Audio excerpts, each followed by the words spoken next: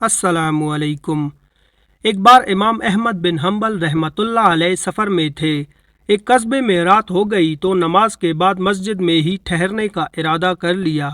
ان کی عاجزی و انکساری نے یہ گوارا نہ کیا کہ لوگوں کو اپنا تعارف کروا کر خوب آؤ بھگت کروائی جائے۔ مسجد کے خادم نے امام صاحب کو نہ پہچانا اور ان کو مسجد سے باہر نکلنے کا کہا۔ امام صاحب نے سوچا کہ مسجد کے دروازے پر سو جاتا ہوں، لیکن خادم نے وہاں سے بھی کھینچ کر نکالنا چاہا۔ یہ تمام منظر ایک نان بائی نے دیکھ لیا جو مسجد کے قریب ہی تھا۔ اس نان بائی نے امام احمد بن حنبل رحمۃ اللہ علیہ کو اپنے گھر رات ٹھہرنے کی پیشکش کر دی، جبکہ وہ امام کو جانتا بھی نہیں تھا۔ امام صاحب جب اس کے گھر تشریف لے گئے تو دیکھا کہ نان بائی کام کے دوران بھی کثرت سے استغفار کر رہا ہے۔ امام نے استفسار کیا، کیا تمہیں اس قدر استغفار کرنے کا پھل ملا ہے؟ نان بائی نے جواب دیا، میں نے جو بھی مانگا اللہ مالک الملک نے عطا کیا، ہاں ایک دعا ہے جو ابھی تک قبول نہیں ہوئی۔ امام احمد بن حنبل رحمۃ اللہ علیہ نے پوچھا، وہ کون سی دعا ہے؟ نان بائی بولا، میرے دل میں کچھ دنوں سے یہ خواہش مچل رہی ہے کہ امام احمد بن حنبل رحمۃ اللہ علیہ سے ملنے کا شرف حاصل کروں۔ امام صاحب فرمانے لگے، میں ہی امام احمد بن حنبل ہوں۔ اللہ نے نہ صرف تمہاری دعا سنی بلکہ مجھے تمہارے دروازے تک کھینچ لایا۔ ایک اور حکایت، حضرت حسن بصری رحمۃ اللہ علیہ سے کسی نے قحط سالی کی شکایت کی، فرمایا استغفار کرو۔ دوسرے نے تنگ دستی کی شکایت کی، فرمایا استغفار کرو۔ تیسرے آدمی نے اولاد نہ ہونے کی شکایت کی، فرمایا استغفار کرو۔ چوتھے نے شکایت کی کہ پیداوار زمین میں کمی ہے، فرمایا استغفار کرو۔ پوچھا گیا، آپ نے ہر شکایت کا ایک ہی علاج کیسے تجویز فرمایا؟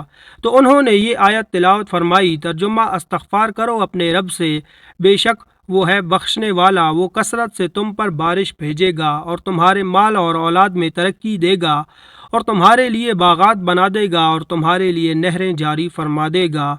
واضح رہے کہ استغفار پر اللہ تعالیٰ نے جن جن انعامات کا اس آیت میں اعلان فرمایا ہے تو ان چاروں کو انہی کی حاجات درپیش تھیں، لہٰذا حضرت حسن بصری رحمۃ اللہ علیہ نے سب کو استغفار کی تلقین فرمائی۔ استغفر اللہ الذی لا الہ الا هو الحی القیوم واتوب الیہ۔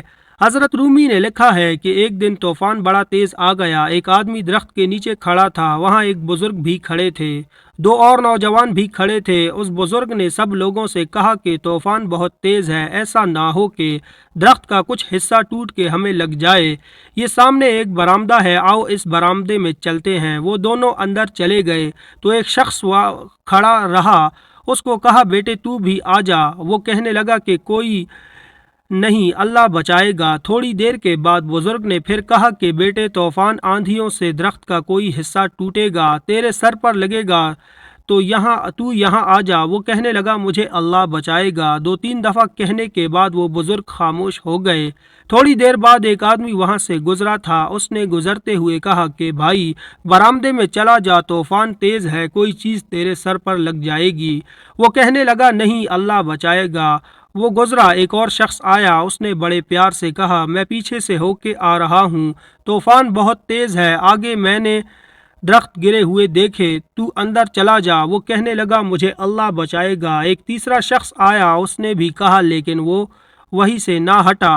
وہ شخص آگے بڑھا ہی تھا کہ طوفان کا تیز جھٹکا آیا اور ایک بڑے درخت کا موٹا سا تنا اوپر سے زور سے گرا اور اس کے پیچھے سر پہ لگا تو دھڑام سے زمین پر گر پڑا، سر پھٹ گیا، روح پرواز کر گئی۔ وہ جو دو نوجوان بابا جی کے پاس کھڑے تھے وہ کہنے لگے، بابا جی ایک مسئلہ تو سمجھائیں۔ اس بندے کا توکل اللہ پر اتنا مضبوط تھا، چاہیے تو یہ تھا اللہ اسے بچاتا، لیکن یہ تو مر گیا۔ تو بزرگ کہنے لگے کہ بیٹے تم نے غور نہیں کیا، وہ جو میرے سمیت چار بندے اسے سمجھانے آئے تھے وہ سارے اللہ نے ہی بھیجے تھے۔ اللہ ہمیں بھی مختلف صورتوں میں اپنے بندے بھیجتے ہیں، کبھی بیماری کی صورت میں، کبھی کسی پریشانی